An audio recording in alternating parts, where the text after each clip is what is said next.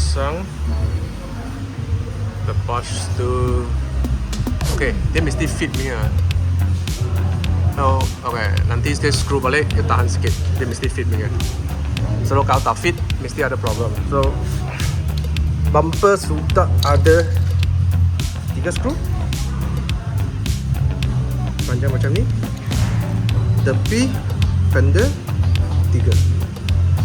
Lepas tu bawah banyak. Bawah banyak. So nanti buka jaga-jaga lah. Okay, akhirnya sudah siap. Agak 1 jam lah. Agak 1 jam. So sekarang dia akan ikut daylight atas dengan bawah sekali on. Tengok dia akan fit punya. So daylight akan sekali on. Okay, kita tengok.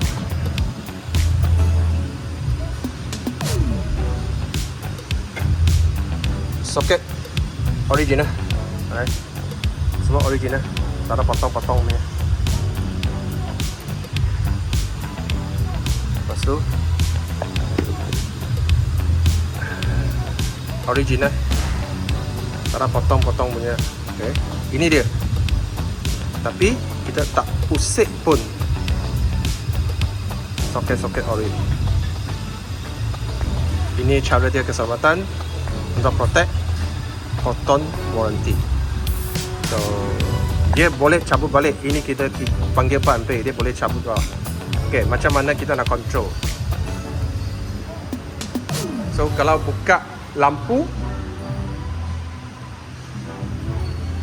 dia stay juga.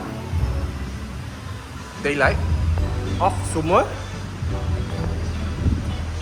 Okay, kita buka sekali lagi daylight.